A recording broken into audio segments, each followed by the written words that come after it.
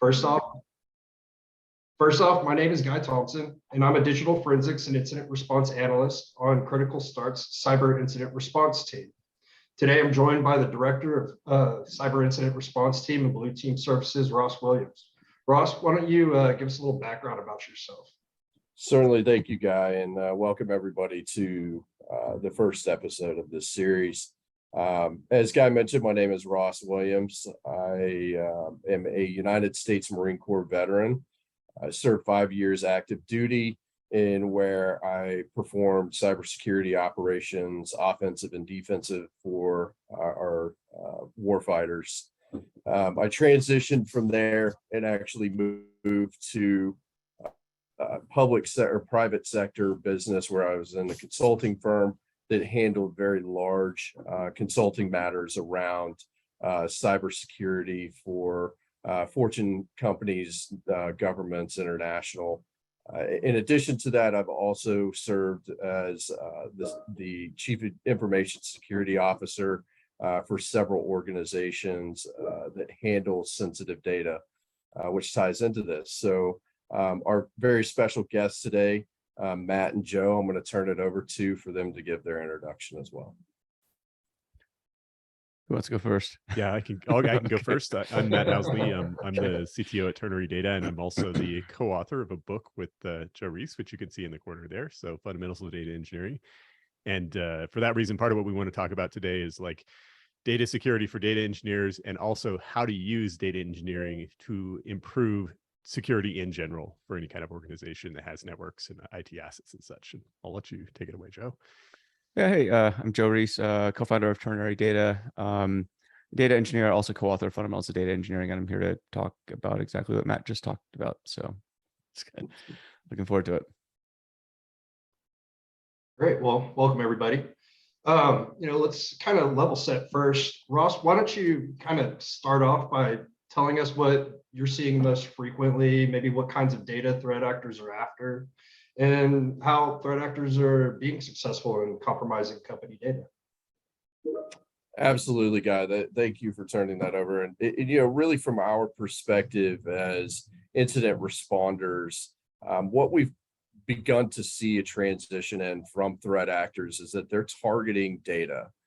Today, data is actually the most valuable asset in the world. It's actually worth more than gold. It's worth more than oil.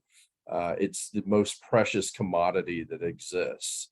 And so threat actors have become very sophisticated post breach of an environment where they're actually able to specifically look for certain data types and elements. So they start at the system level and look for connections that are either into cloud-based storage infrastructures. They look for databases that have unstructured or structured data. They look for network attached storage environments and iSCSI connections that will point them to where data is at rest. They're looking for it at rest in particular, and then using ransomware as a way to lock that company out of their data. And then really, as we've seen an uptick in ransoming the company for access back into that data to be able to perform their general business operations. So I like to turn that over to Matt and Joe to kind of fill in from what they're seeing in a data science perspective to kind of outlay, as the structured and unstructured data formats are inside of organizations, what kind of impacts is that having from y'all's side that you're seeing? I'll kick it off. I think it's still, there's a reason why in our book we called security the first undercurrent of data engineering, and I would argue data science. It's because none of the fanciest data models, or machine learning algorithms in the world are going to help you if your data is breached. You do that, I think all bets are off in terms of what happens to the company you work for and probably your career. So we'll level set and be pretty blunt with that. And I would say as of right now, sadly, it's it's almost the reverse of what we said, where it seems like it's an afterthought with a lot of data professionals. So, part of our goal with this talk, and part of our goal is, in our writings and talks in general, is to sort of, definitely emphasize that security should be your number one concern. So, yeah, I'll second what Joe said and add to that. So there is a lot of skepticism of the cloud in the security community, which I think is completely understandable. From my perspective, the cloud can be extremely secure as long as you do it right. And in practice, this means that we need to get away from this mentality that data scientists do data science and data engineers do data engineering, and security is for security people. Like, security needs to be everyone's responsibility. And from our perspective, part of that is just better training, right? What we see so often is people just lack even basic understanding of how cloud security systems work. And they are very secure so long as you use the tools correctly. And so what we recommend, among other things, is that anyone who's going to be working with cloud assets and data should get certifications that are relevant, starting with, like, if they're a data engineering certifications, but maybe add a security certification on top of that so they can be better collaborators with security. Well, and also just be aware of, like, the human aspect, right? I mean, what happened to Uber Yes. last week, Yes. right? And Yes. Rockstar as well. I mean, that was Uber, from what I understand, was a phishing attack. Like, that was just somebody gave away creds.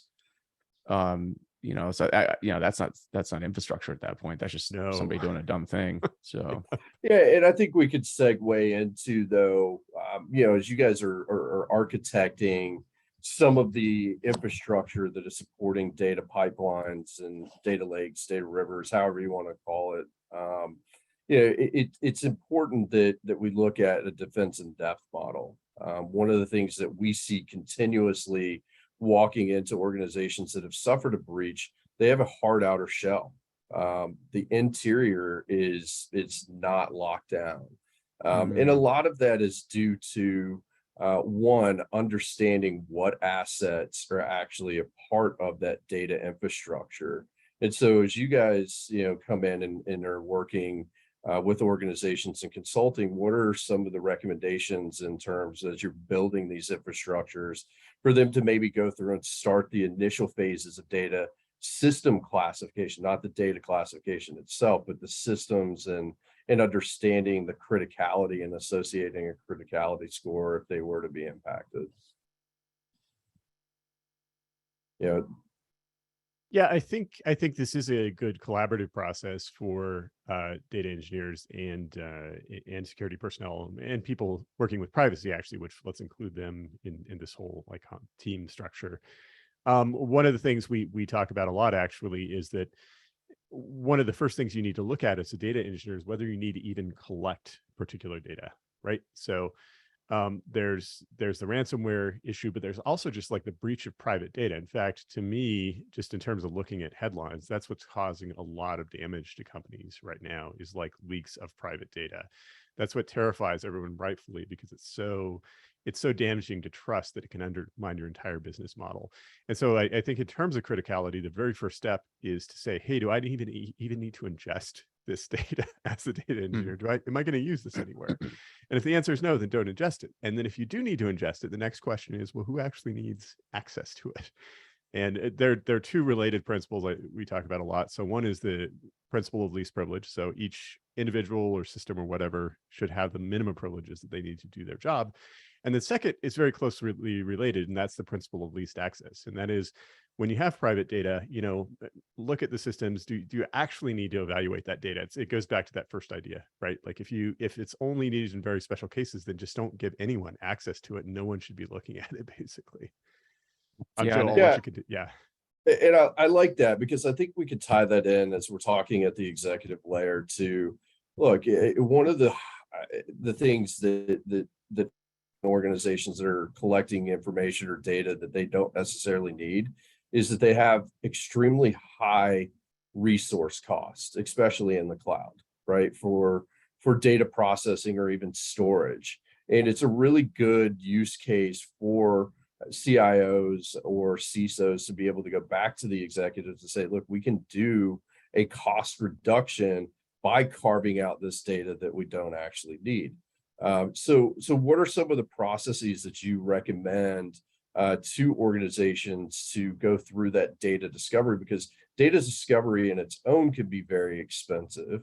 And especially with existing organizations that have followed that model of let's collect everything. And a lot of that was predicated because of security, right? Give us everything. We're going to analyze it. We're going to monitor every single element on this. But it's become extremely cost impacting to organizations and exposes the security risks that we're talking about here. So really the question that I have to you is, as you guys are having conversations and re-architecture in that data discovery phase, what are some of the recommendations that you'll make? I think there's definitely an aspect of partitioning, concerns. And so from an infrastructure standpoint, separate processing from your data, right? Like there's no real reason why those things should be coupled in this day and age. Data can reside in object storage and probably should, but but also partition the concerns of the data itself. So maybe for different customers, maybe different customers exist in different environments, whether it's a bucket or whatever storage mechanism you're using. In that way, even if one customer happens to be breached, that hopefully doesn't affect everybody else. Lifecycle policies is another thing where if you can move your data towards cheaper storage options over time, that's a good way to at least reduce costs. It doesn't necessarily mean your data is any more or less secure, but it helps in the cost front. And again, back to storage and compute, I would say just as much as possible, decouple these things. If you're talking about system security too, and system, and I would add system reliability. If one of your systems goes down, you don't want your data to go with it. And again, in this day and age, there's no earthly reason why you should let that happen to you. So, Matt, what are your thoughts? The other thing I'd add on top of and again, this is something we talk about in the book, is that, not everyone is going to be a security expert and pass a bunch of security certifications, but you train people to be like security aware in the sense that they're always looking for things that might be insecure. Because the reality is that a large organization is so complex that the security team can't really keep on top of everything without collaboration. And so I think on the data engineering side and the data science side, it means saying, hey, everyone out there working with data, if you see data that we're collecting that maybe we shouldn't be collecting, let us know and let's have a conversation. So here's an example. I went to a vendor website the other day. It was something really stupid. It was like to buy a Bluetooth speaker. And when I went to create an account, they wanted my birthday. I'm like, why the hell do you want my birthday to create an account on your website? And ideally, at a company like that, a developer would raise that issue and say, hey, why are we collecting this private data? That's a liability. Like, why are we doing that? So, and there are all kinds of places inside any company where this stuff goes on and people just aren't thinking about it. And I think if we all have this mentality that's our responsibility, then we can raise those issues and like basically have collaborative discovery. Yeah, for sure. And I love that. I love that example that you just put out there with a birthday, right? Because, inadvertently, a company may put themselves into a category of compliance that they may not normally be under. So I really like that example. As you guys are going in and doing these data discovery elements, how many times have you come across organizations that are not aware that they fall into a certain compliance or regulatory requirement because they had been collecting things like a birth date or other personally identifiable information? I would say the risk of I'll try and be vague. It's common. Sure. So it happens. And so a lot of it, I think, is it's institutional in some ways, right? So security is one of these things where maybe IT owns it, and that's an IT thing. And so there's security, there's a spirit of security, which Matt was talking about, and there's a letter of security, and these aren't the same things, right? So security, when we see it, it tends to be more about the letter of security, more about compliance and checking boxes and making sure that you're meeting the minimum standard of requirements, while not really making security baked into the culture of a company. There's a huge difference, right? I mean, you can tell when culture is baked into a company's culture, or security is baked into a company's culture. It's top of mind. People aren't responding to stupid phishing emails, for example, at least as much. I mean, just stuff like that.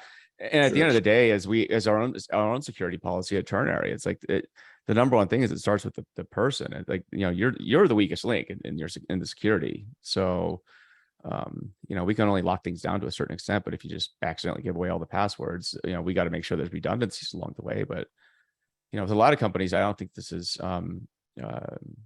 as top of mind, because it just seems like it's more of a compliance thing that you just sort of have to check off to make sure IT goes away.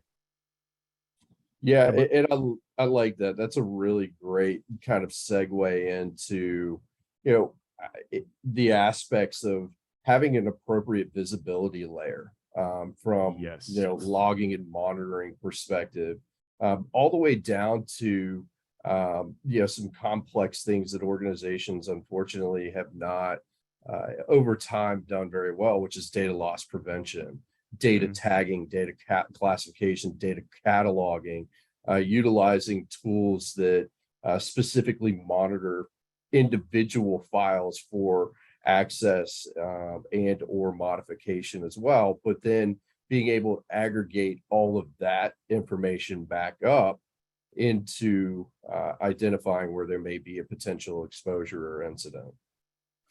So as you guys are architecting systems, and one of the things that I would like to kind of have you guys expound upon is, what are some good ways that organizations, when they're going through that data discovery process, to build in that data cataloging, data tagging perspective that allows security organizations to gain that visibility into that data structure? I think you can treat this as having a twofold purpose, right? So organizations also need data visibility, data cataloging, data lineage, so people can get their jobs done, right? And so if we go in and sell it as like, this is actually going to make your life a lot easier, it means that your data users can find their data much more easily. And oh, by the way, it also helps security, so that they don't have to hassle you so much, so that they can do their jobs without having to like come have a conversation with you all the time to find out what's going on with your data. But you got to sell those benefits, right? I mean, Yeah. I think the Yeah. problem with how these products are sold is, if I come to you and say, hey, you should get a data catalog, Ross, like, that's something you really need in your life and for your team, you're going to look at me like, well, can you leave? So, because you're not sure what it does, right? It's like, like telling you to, it's like telling people to do good habits. At the end of the day, like flossing, eating a good diet, getting exercise. Like, I can tell you this stuff all day, and you should do it, right? But until you innately understand the benefits of this stuff, the chances of you actually going and doing this stuff is probably like zero. Sure. Because there's a lot of other things you should be doing, right? And again, the way I see a lot of these products pitched, it's terrible.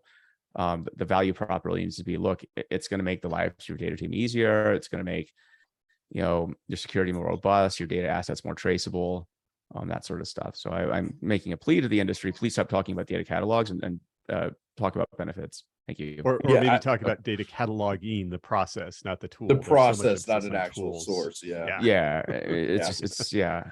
so Yeah, and I love that you guys turned that back into a value prop. This is the first intersection that I've heard with data in particular, where look, there is actually benefit for you to do data cataloging. Like, hey, you can find your data faster. You give your employees the opportunity to be more efficient and effective in their day-to-day operations. Like that's a really, really great way to kind of take a look at that. And then the value prop for the security side of this is, now we have an understanding of what data is where and what potential risk. We could start doing our risk modeling on that data. And I know you guys also help organizations in that perspective to understand, hey, maybe your data pipeline may be leaking over here where it doesn't necessarily need to, et cetera. Can you kind of expand upon how you guys look at that from an architectural standpoint as well? Yeah, I mean, I think, make sure I understand your question here. I think from an architecture standpoint, it's nice to have a lot of tools available, but you want to discourage people from overcomplicating things, because overcomplicating things causes engineering problems and security problems, right? And I think that's one of the critiques of the modern data stack. which is, basically you take like a cloud data warehouse and an ingestion tool and a variety of other things and stack them together, and voila, instantly you have this like data system. It's like, yeah, that's great, but first of all, make sure you understand the tools you're using so that you're using them appropriately, using them securely, and not running up really high costs. And second, don't overcomplicate. Like, don't bring in a bunch of redundant tools, because again, the complexity increases security risks and increases engineering risks too. Well, I'll give you an example, right? So you Yeah. set up Fivetran with Snowflake, for example. Yeah. Right. Okay. So when you set up Fivetran to a system, maybe say something in AWS, or we'll use GCP, right? So GCP, they give you a service account to use. So tell me how many data scientists or data people setting these things up actually know what a service account is. Maybe Yeah. not data scientists, but the data engineers should. They better engineers know, better. yeah. But the number of data Should know. engineers I see that don't know, that aren't very familiar with how service accounts work, is shocking. It's surprising. Like this should be day one stuff, and that's what Matt was alluding to earlier. That's why we suggest, like, if you're in these clouds, get certs. These certs will at least show you the way the cloud wants you to navigate their systems, not the way you think you should. There's a big difference. Just because you've been working in AWS or GCP doesn't mean you understand it. And so just take the time to really understand, how they want you to do stuff, from networking to security to everything else. That pays dividends in terms of just making your life easier, as well as reducing your risk profile. Because you will do something stupid in the cloud, guarantee you. Absolutely, It's going to 100%. happen. Yep. Yeah, Matt, you were going to add something there? Just that, yeah, I think sometimes we call this the curse of familiarity, right? So everything in the cloud is designed to look like something you've already seen, and it's designed to be really accessible. But if you do things the same way in the cloud that you do them on your laptop, then you can cause security breaches and run up really high costs, or both, basically. So, just like Joe was saying. Yeah, exactly. And then, like I said, it's just shocking, because how long have the clouds been around these, for quite a while, actually, right? Yep. And it's interesting that what we find is interesting, and this comes back to something that Matt and I talk a lot about, or have been talking amongst ourselves about, but data teams are a weird thing, and I suppose it applies to dev teams as well. But if you look at how data teams are made, right? Like you hire people that, oh, you know how to do SQL, cool. Well, you can join our team. Like, oh, you know how a database works, sort of. You can also join our team. If you tried to make a sports team like that, like a Texas football team, like, oh, you can throw a ball. Oh, cool. You can run. Awesome. What do you think would happen? You guys, you wouldn't be Texas football. You'd be embarrassed, right? But kind of same thing with data teams. We really feel like there needs to be like a foundation, like a base level of knowledge for data teams. Things, security. Here's a playbook for security. Everybody knows this, right? How often this happens is actually shockingly rare, where there's just standards across the board. I think this would go a long way towards solving problems with teams, because there's just not a common playbook right now. Absolutely. And that brings up a really great, kind of segue in how we segue into NIST and where NIST plays a part in this conversation. The cybersecurity framework was established to create a common body of knowledge and nomenclature for organizations that may have multiple compliance and regulatory frameworks on them.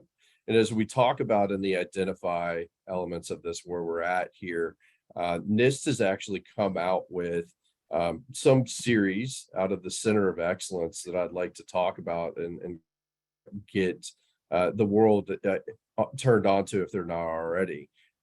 It's actually a part of the NIST Center for Excellence, and they've already finalized 3 different areas around data.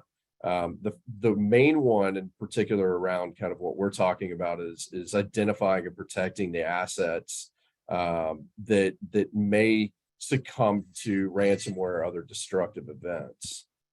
So it's a resource that we'll link here in this chat that I highly recommend other individuals take a look at, because they actually have a playbook that you can follow and go set up an architecture or an infrastructure and tools that they recommend that will help you identify not only the assets, but also the data, but also create a visibility layer into that. So as security practitioners, you can tie that back into your security model and understand from a risk perspective kind of what you're dealing with. So they really are, NIST is really taking a concerted effort and a focus to focus in on what you're talking about. What are these playbooks that are out there? There's two that are currently in draft version, which are the data confidentiality. One is the identifying and protecting of the assets themselves and the data against data breaches. And then the second is data confidentiality, detect, respond, and recover, which are other parts of the actual domain series that we'll get into. But right now we're looking at that data integrity element and the identifying and protecting those assets, right? And so as we've talked about kind of how you guys are going through these different architectures, and more importantly, how teams should come and approach security approach data teams and really interact with each other. I think it's important that we all understand that this is evolving and it's constantly changing and moving.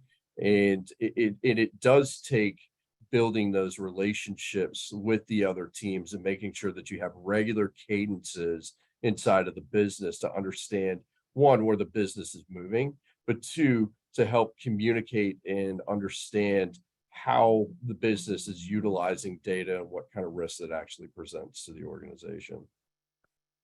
Yeah, I want to follow on actually with really cool. It's really cool. Yeah, and I want to follow on with Joe's sports analogy here. And that is, you think like a college or pro athlete, what do they spend most of their time doing? Most of their time is actually just training and learning, essentially, like practicing. And I don't obviously data engineers are not going to be doing the same thing. You're not going to spend 90% of your time practicing as a data engineer, but it needs to be a percentage, and learning these playbooks of best practices and constantly enhancing your skills. What we often see is that you talk to managers like, oh, my team doesn't have time to train. They don't have time to learn new stuff. They're too busy. That's a bad perspective, because you are going to have problems eventually. Well, that word busy too, it means they're reacting to stuff. Exactly. And when you're in reaction mode, think about what's going to happen. You're probably going to make a mistake, actually. Right. Right. Chaos engineering. And we see a lot of mistakes out of chaos engineering. Interesting. So that turns into, some of the models that you would recommend. Do you find the agile methodology in program development that support the data consumption side of the house being better than maybe the waterfall methodology here? I think in most cases, but I'll say this as the caveat. What we see in a lot of organizations is they say they're doing agile, but really they're doing waterfall agile. So it's like, I'm going to tell you what to do, then you can make tickets off of that and then pretend we're doing agile. So this happens a lot. But in true agile form, though, I think that's a good way, because again, as you point out, security is a constantly evolving thing. I mean, if it were static, then you wouldn't have threat actors, and that would be that, right? But I mean, they're always, I mean, there's a reason this is a very popular, crime is a very popular industry. Because it pays a lot of money, but you got to keep ahead of everybody. And the thing is, security is typically, playing catch up. That's just how it is. So, agile works really well, because you have to be flexible in this environment. If you're rigid, I mean, you're doomed. I don't know how else to put it politely. So absolutely. And I'm going to tie that kind of back into reason why I bring up the different methodologies is because in the development lifecycle, one of the things that we come across in our investigations and part of the conversations that we have is if there has been vulnerabilities that were exploited in an application that was in-house created, what was the security model applied to your software development lifecycle? That adds a lot of complexity and can kind of add some drag in an agile methodology and sprints. But one of the things that I think is important to take into consideration, that's where we as security professionals, as I was mentioning, need to make sure that we have tight relationships with these engineering and data teams and actually get a part of those scrums and get in and actually sit in and listen. So when things do come up to the change board, when we're actually making change, there's a change request out of that team, we understand the risk, and we can also adjust maybe how we're actually analyzing, identifying systems. We're already understanding how systems may be actually processing certain data, and we can write application security plans around that. We can get down to the tactical inside the infrastructure and start to harden the interior of the infrastructure as well. And I think another important thing to raise is that in conjunction, we talk about Agile, but it comes with a whole set of software development practices, right? Like you have continuous integration, continuous testing, continuous builds. And you can build security into a lot of those pieces. So for example, you can have security checks that see if you're using any insecure version of a library, and it just blocks the deploy, just like you block a deploy on a failed build test. You can have checks for all kinds of things behind the scenes. And then on top of that, you can train developers to raise security issues and say, hey, this might not be secure in a pull request, and just raise the issue with the team so that you can talk about it and see if it's not secure, and then not approve that pull request going out, basically.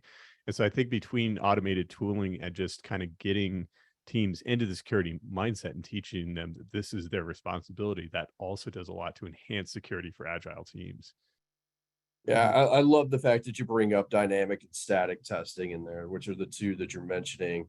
There's some others that are also a part of that as well. Have you found that is a better place for those testings to kind of occur? Is it in regression? Is it in smoke? Is it pre-build? Is it where in that life cycle would you recommend security teams maybe inject some of that? What do you think about? Yeah, that's a good question. I mean, I guess my knee-jerk response is kind of all of the above. Yeah, I was gonna say it's kind of like everywhere, but yeah. Yeah, because you almost want like the live production security testing to some extent, kind of like Netflix and other players do, where they're constantly testing their own systems. But definitely want like the pre-build stuff and smoke testing as well. Yeah. Mm-hmm. Yeah, that's great. Thank you. I'm really happy to hear that you guys are kind of pushing that out there, because in a lot of organizations it's really hard to sell that message to engineering and to have other engineers on the security team side asking for us to inject, where it may add a little bit longer lead time to actually getting a product out, but you're actually making sure that it's secure. Then obviously the model follows up with post deployment penetration and vulnerability testing as well. Exactly. Yeah. I mean, I think that just needs to be a much bigger part of the security mindset, is basically white hat hacking within a company itself, because other dark actors are outside doing the same thing. And then going back to what Joe was saying about like compliance-based security, that's the problem with that approach, is you have a checklist, you check everything off, and you're not being creative about how someone. Well, and how often is it done? Like once a year? Yeah, exactly. Right. I mean, even at our company, we have at least monthly check-ins about security, just to remind people, here's our policy, and what are some weird things that could happen, right? Because for a consulting company, it takes one screw up, and we're over, right? So like, we can't afford that. Plus, it's just good for people to think about, but it needs a constant reminder. If you're just doing this once a year, just to check a box to maintain some sort of certification you got, it's like, wow, okay, like you're gonna have a problem at some point. So yeah, and you bring up a great point. You meet monthly, and that's one of the things that I recommend as we're talking about in this identify perspective. There's a lot of changes architecturally typically in an organization within a 30-day period. That can be from architecture, that could be from new data creation, there could be new data pipelines, there could be new data consumptions.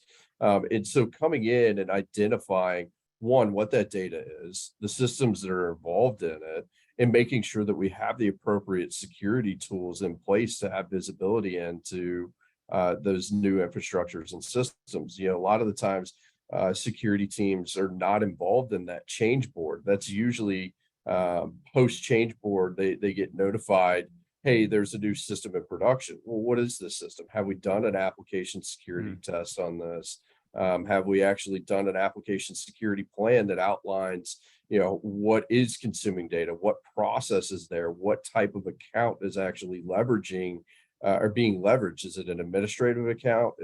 Or is it a service account, et cetera? So we're not, again, that kind of ties back in to making sure that security has great relationships with the engineering teams and being able to get in very early and being able to say, okay, guys, or team, here we are. You're in the inception phase of this. This is a business need and a business driver, but security also has to show we're not here to get in the way. We're here to make sure that once this is deployed, that we're not having to scramble around because we're either ransom or we've had a data breach.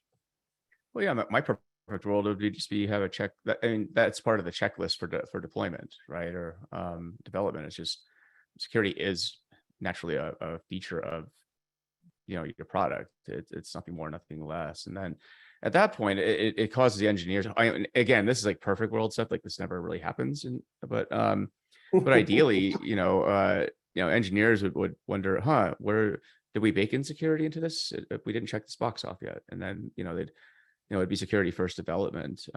Unfortunately, it doesn't happen, right? It's about like, just pound out this widget real quick and get it out there. Because again, it comes back to incentives and outcomes. This is something I always talk about. There was a Charlie Munger, it's Warren Buffett's business partner. He said, show me the incentive and I'll show you the outcome. And if you're as a developer or a data scientist or an engineer, like you have no incentive to consider security, and then your outcome will be, well, I didn't consider security.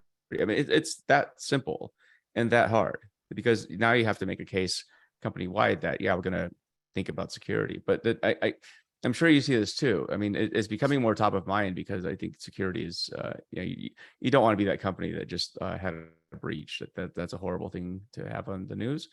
But now you're basically doing this stuff out of fear instead of from a good place, right? And now you're playing defense. I mean, I think the way you want to win in these situations is playing offense. So getting ahead of it. So that's a big shift in development culture too. Like that's, again, this is all like perfect world utopia. And this is like, we're basically like the farthest thing from it. It's like Hieronymus Bosch's paintings of hell. It's kind of where we're at with security. So. Nice. I know there have been multiple times that I've walked across the office to the engineering team, and they go, "Oh shit, here comes security!" Right? Yeah. Are they gonna beat us up or something? What's going on? Right. So, Here come the part of that's the Marines. mindset. Part of that's how you view security in general. Maybe there needs to be a different term for it or something, right? Or a different way of the approach for security. Because again, security is sort of seen as like the cops. Yeah. Right. Like, they're here to, but maybe, I don't know. I think it's as much kind of how we're explaining data cataloging and selling it to the business. Like security, I think in a lot of ways needs to be kind of like repackaged and resold, maybe as something that's a bit different and maybe less threatening to other teams. Yeah, and I think, and I'll say this openly across the board, it's in my experience in the different roles that I've had, and then more importantly, as we've seen in organizations that unfortunately succumb to a breach, a lot of times what is in place is an unhealthy culture of security with the rest of the organization. They've been the Chicken Little for many years, but the reality is finally here for us. The things that we've been preaching and saying, like this is coming, is actually here, but we've unfortunately created this culture of fear. And they're like, oh, great, here it is again. And a lot of times what we bring in from a security perspective as well is additional work for teams. And so it's important that we as security professionals and practitioners is that we really take a step back and say, okay, as you're mentioning, what's the value out of the work that's going to be done? We as security professionals need to really evaluate the recommendations that we're making and understand the amount of effort that's actually going to be put upon maybe a database team or an engineering scrum. There's a lot of impact that security teams don't really take into consideration. Sometimes we see that it's just lobbed over the fence and go figure it out on your own, and there's not a lot of collaboration there. I'll give you a really good example of where security is done well. The Ring doorbell. Oh. So before that came out, it's like you had just door-to-door salesmen trying to sell you these overpriced, scammy security systems. I mean, I've never once had a Ring doorbell salesperson come to my door and convince me to buy one. In fact, I on my own, I went out and got one because I thought it was a really good idea. The way it was positioned and packaged was brilliant, right? But that's essentially the same thing, security. But now you're having people take initiative to secure their own homes, right? And I think that's, I don't know how you bridge that gap, but you know, I do see in my neighborhood, everyone has a Ring doorbell. Everybody. Right.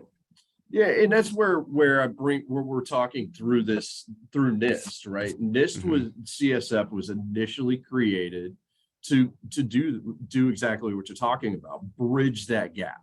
It's to create that common body of knowledge and to create a nomenclature that can be understood across the different verticals in an organization.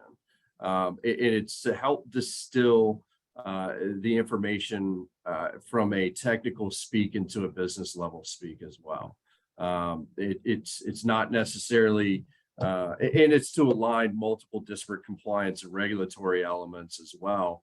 But if used appropriately and correctly, it can help bring together all of these different teams in an organization and bridge that gap that you're talking about. Yeah, it seems like there's an opportunity just to kind of spread credit around more. I think that's part of the problem, that if I'm a dev team, I get credit for delivering features. If I'm a data engineering team, I get credit for improving data quality or delivering new data sets. And these teams also need to get credit for security. I think we need to tie like individual creativity and contributions to a kind of an individual contributor's high. When I as an individual contributor raise a security issue, that people come back and say, hey, thanks for raising that. We'll work together to get that sorted out, instead of like throwing all the work to these teams and then not really giving them credit for what they're doing. Obviously, organizational dynamics, so it's easier said than done, but I think that's the ideal that we want to strive for.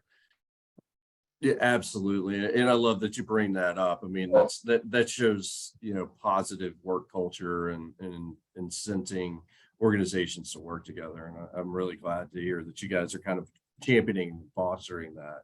What's funny about this whole conversation is how many times have we talked about you know, new security technologies or any of that stuff, right? I think we've just seen enough things where I think 90% of the time or more, it's that the things you do with securing technology is really the effect of you know, everything leading up to that point, right? So I mean, obviously there's practices you should, you know, make sure not all IPs can get into your servers. That's kind of table stakes. The number of times we see that actually happening is pretty shockingly high. But absolutely. And that's a great segue into kind of where I was talking around architecture, right? And we see this hard outer shell, and internally it's a lot of times in most of our breached environments, it's layer 2. There's no separation between environments unless it's highly regulated environments like PCI or SOX or GLBA, or you know, in some instances in environments where we're seeing like GDPR data, it's not separated out. You know, we're unfortunately and we understand, you know, from a security perspective, as we've been in it from a investigative standpoint and conversation with the executives, there's a cost associated with making these major changes. And some of the things that we try from an incident response standpoint is to introduce partners in the world, such as yourselves here, that can come in and help with that architecture and help lower that cost. But in addition to that understanding, do I really need all this data at the end of the day? As you guys mentioned very early on, from a data discovery perspective, you know, I think it's one of the biggest things that we try to understand in an investigation is, one, do you have an understanding of what data you have in the environment and what system it was on? And a lot of the times after a breach, we drop in and we're seeing that they didn't have a good idea. They thought that it was actually in this segment of the environment, but it really was propagated across the entirety of the environment, because data is like water. It flows everywhere. And so this is a place where I kind of want to transition into maybe models. We talked about the worm model, write once, read many times, that really want to turn this back over to you from your professional experience and how you should maybe take on maybe like a write once or read many model and what the benefits of that actually are. Well, I'll point out that, Matt has a good acronym, or he heard it somewhere. It's WARN, write once, read never. And that's also a problem, right? that one is is not good. That happens shockingly often, though, Yeah. right? I mean, I'll make this. We got this data. We'll use it. So, I mean, this is like the early mentality of data too, is we'll just collect everything, right? That was WARN. WARM, I would say it has some nuance to it. I think it depends on who needs the data. I know that there's a big push right now for synthetic data sets.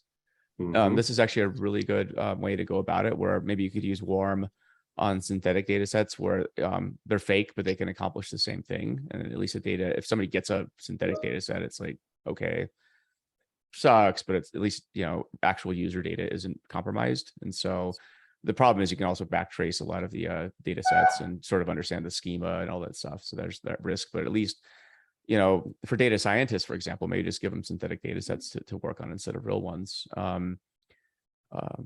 think that's a good one. And also, write once, read many. Read's an interesting one where, tokenization or masking policies are, should be applied depending on the type of user that's reading the data.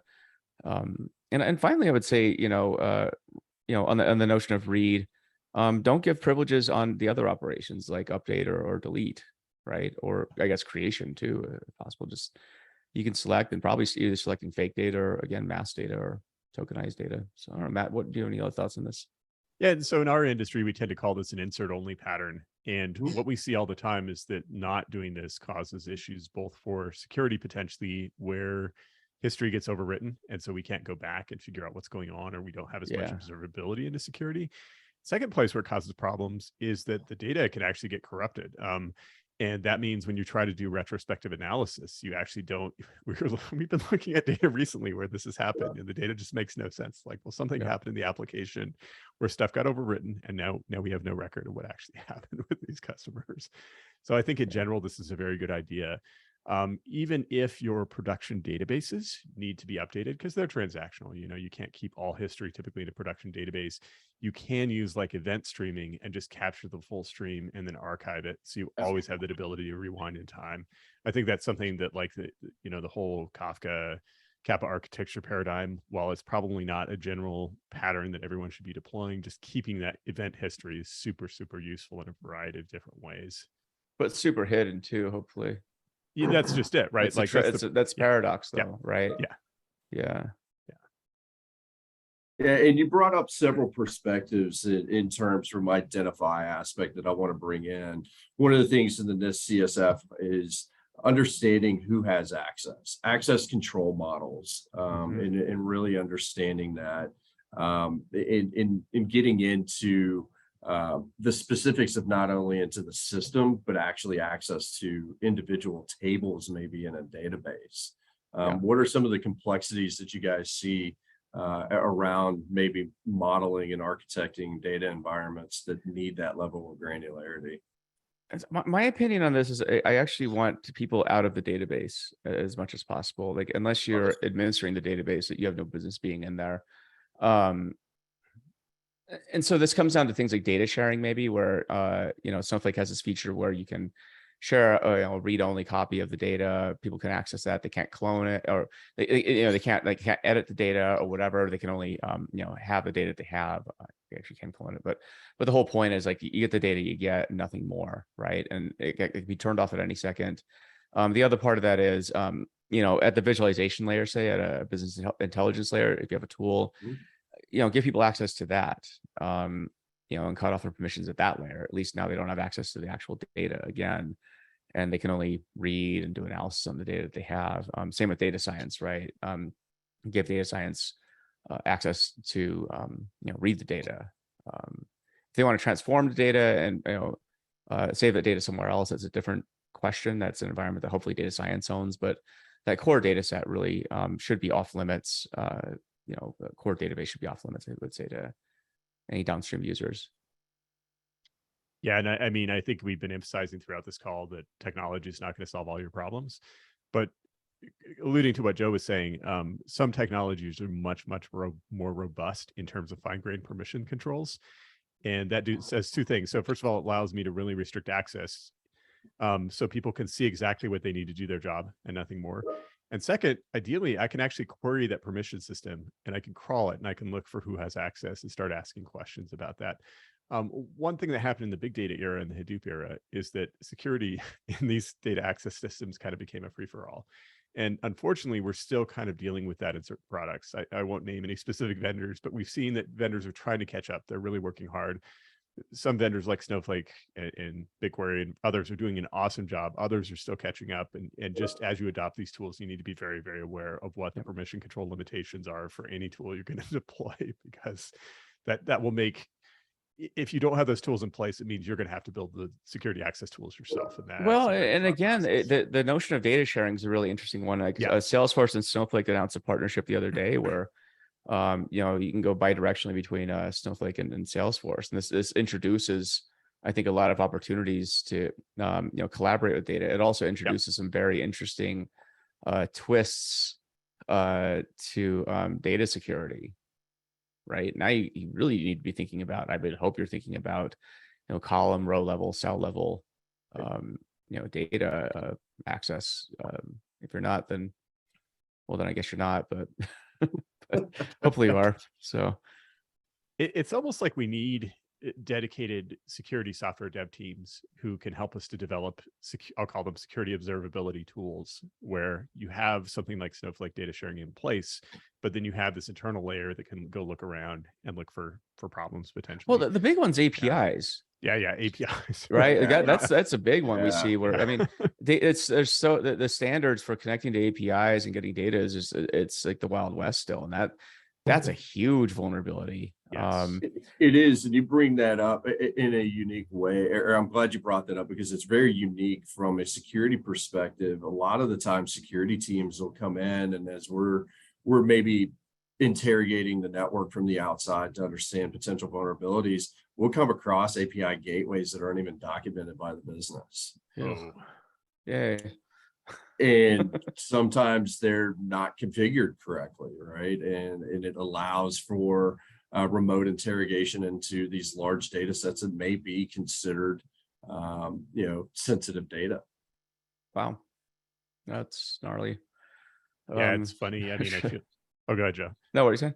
I was going to say in the early, I think it was like the early 2010s, maybe even earlier, people were talking about APIs. It's like this magical way to share things. And what we've seen in practice is some APIs are really, really well designed, but others are just really thin wrappers around systems. And so that means they share all the vulnerabilities of the underlying systems. Yep. Yeah. Well, and the other part of that is too, I would say from a development standpoint, object relational mapping, ORMs, I think introduces some very fascinating ways to mess up with data and not really even know it. Because developers, understanding data modeling, for example, data modeling is one of those things where I think if you do it right, you can actually have more security around your data, right? Because you kind of know where your data is and the relationships between it. The ORM, and I would say using an ORM with a lack of data modeling expertise is actually pretty bad, because you start introducing fields into data sets where maybe they shouldn't be. And what that means is now you're able to have these queries where data is unintentionally exposed, right? It's not normalized. So it's a lot of things to think about. Yeah. I'm going to chime in right here. If anybody in the audience has any questions that they'd like to submit, we'd love to answer them for you. Yeah, API stuff is interesting. There's just no real standard to it. Just go ahead and connect to it and use a little bit of Python, and you got it in your environment. Absolutely. And from a security perspective, one of the things that's being layered into NIST CSF is actually in rework right now. One of the things is that they're bringing in is API security, and as they're laying into the identify side of this is understanding what those APIs are interacting with on the backside. And that's where you're tying into application security plans to understand, okay, this API is used for this data type, this data set, and actually tagging your APIs and understanding what each API is used for, but then also documenting your API gateways in your network infrastructure diagrams. That's cool. And that should just be part of that checklist, right? I mean, it shouldn't be seen as any different than any other step you're doing in your development process, right? Same with data engineering, right? If it's just the right steps from NIST are introduced, then that's terrific. That just means you've done it right. So, but it's easy to want to cut corners because, again, if your incentive is to ship things quickly, it's like, well, quick means things get left behind. So if I'm asked to deliver something quickly, it's like, well, what do you want me to leave on the floor here? Right. Yeah, I like to look at it as that matrix where it's like something can be done fast, or it can be done safe, or it can be done cheap, but you can only have two of those. You can have it fast and you can have it safe, but it's not going to be cheap. You can have it fast and cheap, but it might not be safe. And it just falls within that matrix simply. Yep, it certainly does. And I think the leadership has to come from the top, because kind of like we were talking about earlier, we see all the time where team leads are like, I need these 10 reports. I don't care about any of the other stuff you have to do. Just get me all those reports. And you really need from the top of the company a prioritization of security resources to say, no, we're going to allocate part of our time to working on security. I know you've got a lot going on, but you've got to focus on security. And it's almost like buying insurance, right? Like you don't say, I'm not going to buy car insurance today because I haven't been in a wreck in the last month. You always maintain car insurance and should always be investing resources in security. And maybe there is a play here where actual insurance companies can come in and say, we're going to raise your premiums if you're not being secure, like to just push from the outside and encourage that culture from the outside too. Because I have to imagine ransomware insurance, I think they're from what I read, at least, that some of them are stopping paying out, or their premiums are so high anymore. It's like, we're going to have later in the series some professionals that come from the insurance industry to talk about kind of how insurance is structured. We're also going to have some lawyers attend as well that have been involved in helping companies navigate through the uniquenesses of maybe suing an insurance provider for denying claims. So there's some uniquenesses that's going on in that world, but further in the series, we're going to dive off into some pretty interesting conversations, topics. I'm excited. So we're coming up on time. Joe, Matt, if you want to do some plugging for where people can find you, where they can learn more about what you guys do and possibly even listen to you, that'd be great. Sure. Yeah. You can find, I'm on LinkedIn. Just look me up, type in Joe Reis, you'll find me. Yeah, we host the Monday morning data chat. It's a podcast that's surprisingly enough Monday morning at 9 p.m. or 9 a.m. Mountain Time. Yeah, we also wrote the fundamentals of data engineering. So if you want to learn more about our thoughts on data engineering, feel free to check it out. Matt has a copy there. And if you want to learn more about Ternary Data, it's at ternarydata.com. Matt? Yeah, basically the same things. We also have a YouTube channel where those Monday morning data chats show up. They also show up on LinkedIn, and we'll have more and more YouTube content in the near future as well. So maybe we'll make some videos about security after this chat.